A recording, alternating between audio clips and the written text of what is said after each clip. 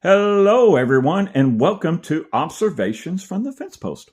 My name is Robert, and today I'm going to do a book review, and that book review is Carrie by Stephen King.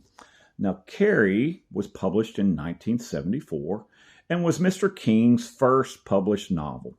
It wasn't his first published work. He had had short stories published prior to Carrie in men's magazines. And even he talks about in interviews how the most he made up to that time was $500 for one of his short stories. So in order to be a writer and also afford to live, he worked also as a full-time teacher. Okay. At the time, early 70s, he is living in Herman, Maine, with his wife and family, and he is a teacher at Hampton Academy, one of the local schools. So he originally intended for Carrie to be a short story, and he was writing it, and he didn't like the way it was going, and he threw it away. He threw it in the trash. Well, his wife pulled it out of the trash, told him it was good, and that she wanted to know what happened with the rest of the story.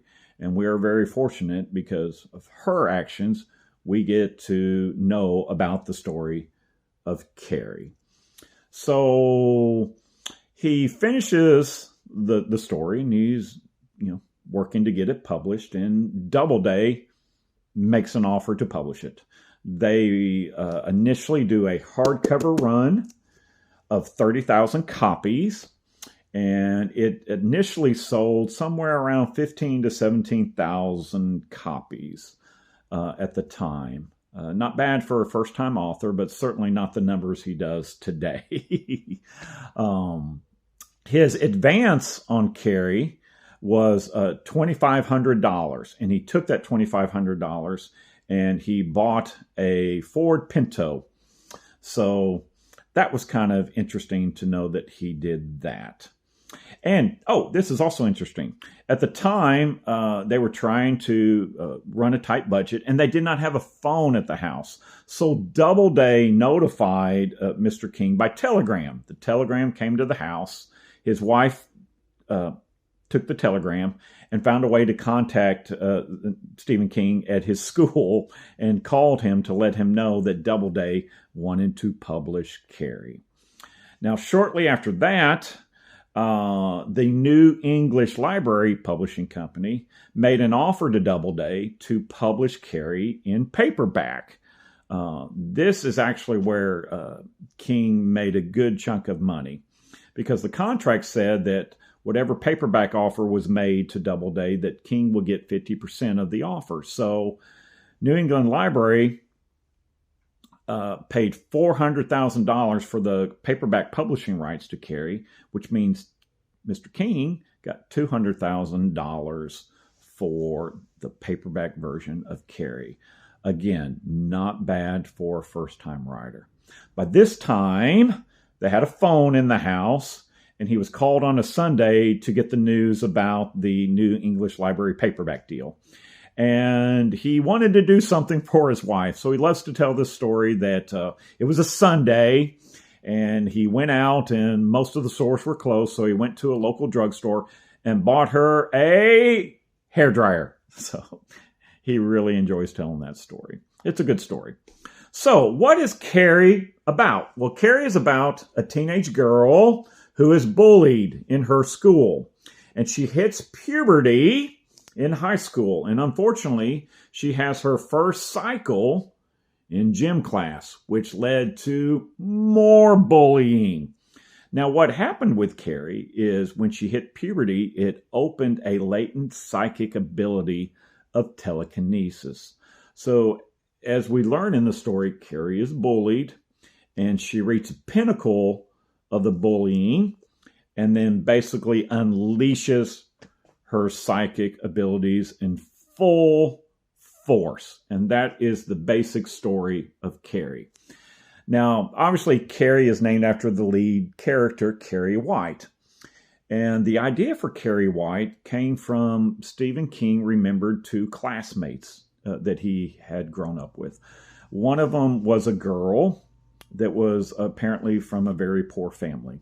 and she wore the same outfit to school day after day. In fact, when she would get a new outfit, that new outfit would become the outfit she wore day after day after day. So this did lead to bullying, and Mr. King remembered that. Okay. The second girl that kind of was part of Carrie was a girl apparently who was very shy, very timid in school, but was from a very religious family. In fact, King talks about this time he was paid to help them move something. And he was over at her house, and he noticed a very large crucifix on the wall. And so between the two girls, he kind of came up with this idea of Carrie, because Carrie, guess what? Carrie was bullied. And Carrie, as we know from the story, had a very hyper-religious mother who almost used it in an abusive way. Well, no, not almost. She used it in an abusive way. And ironically, those two girls both passed away before the age of 30. Now, I'm grateful he's kept their names quiet. I don't want to know their names. They deserve their privacy.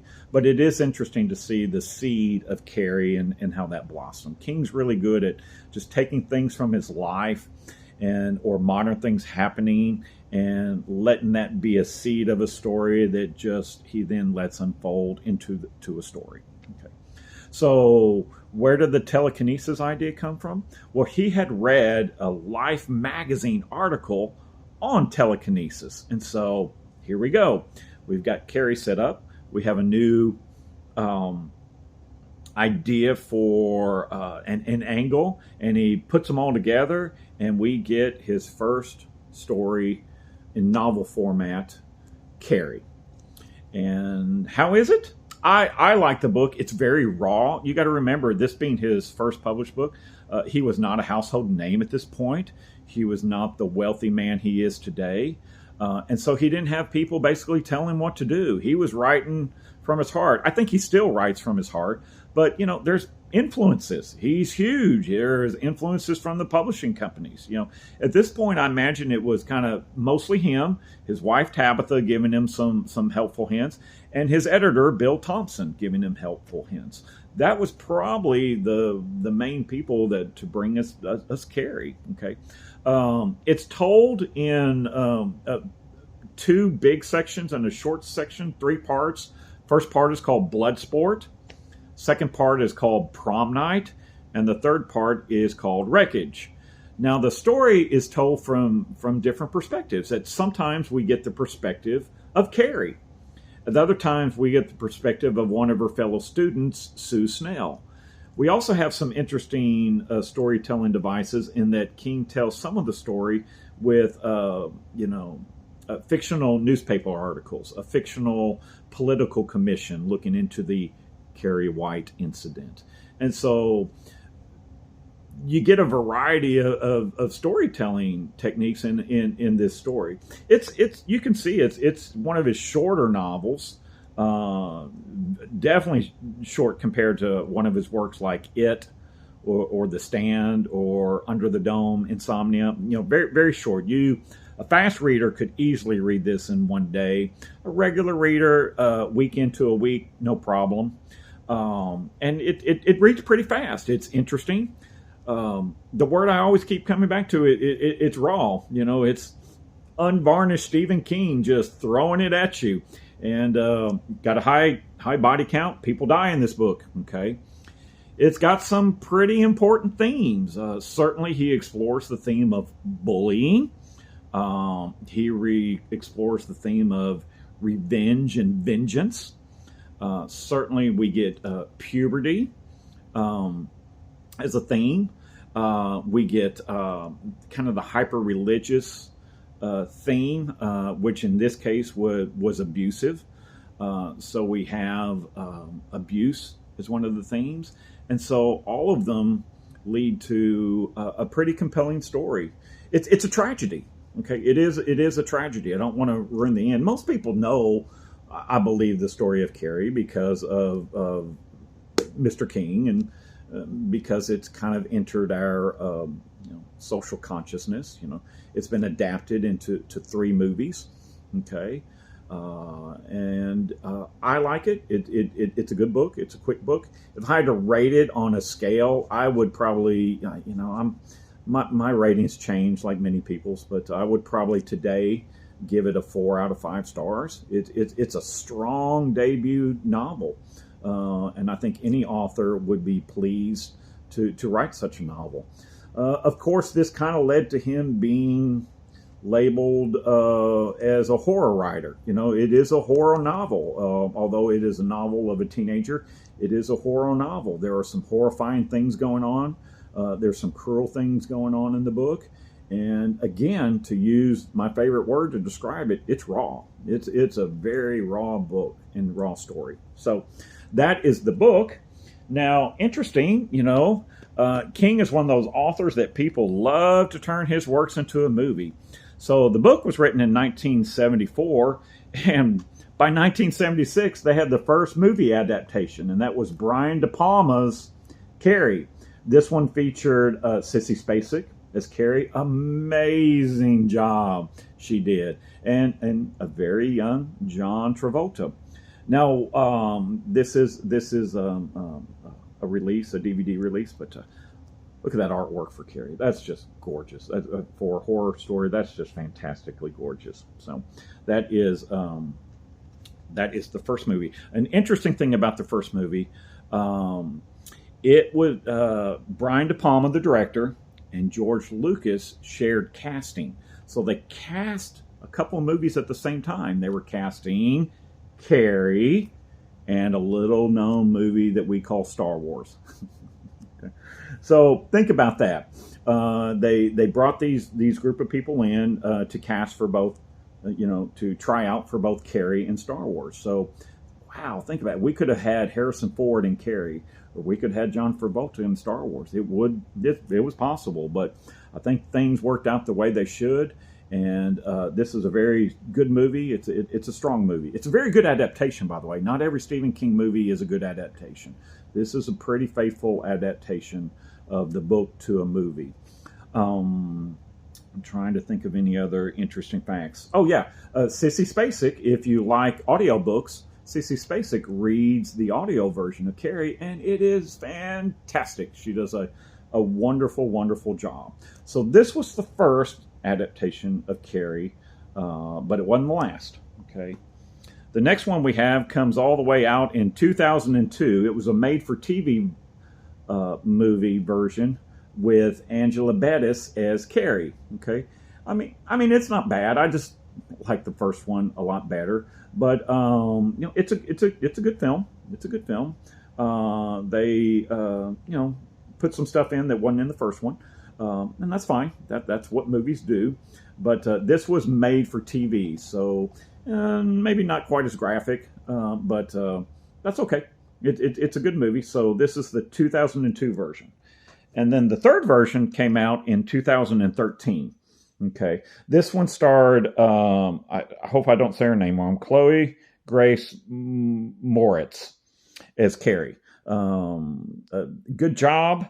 But wow, look at Carrie's mom, Julianne Moore. Fantastic job at that. Now, this one took an interesting angle where the other two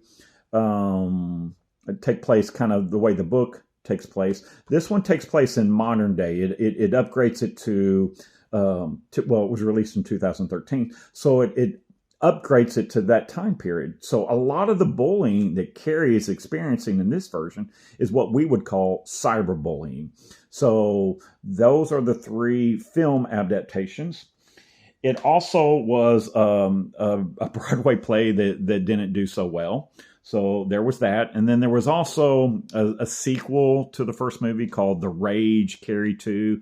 I know nothing about that. I'm not for sure I'm really that interested in it because Stephen King had nothing to do with it. But again, this was a book review. So again, this was Carrie. Now, this is not an original edition of Carrie from the 70s. It's not one of the 30,000. It is a reprint of the original cover, though. It is a newer printing with the original cover. This is not one of my favorite Stephen King covers. This just, I don't know, this does not look like Carrie at all. It doesn't give a Carrie vibe when you know the character. So who knows what they were thinking. At that point, I'm sure he was not really concerned about the cover as much as it being published, and who can blame him? So anyway, thank you, constant readers. Thank you for joining me on this journey. This is Carrie, Stephen King. Remember, it's raw, it's early, and it's a nice little quick read, and I give it 4 out of 5. So thank you for coming along the journey, and I look forward to more book reviews and more book reviews on Horror Master and just excellent writer overall, Stephen King. Thank you very much, and remember, keep it between the ditches. Peace.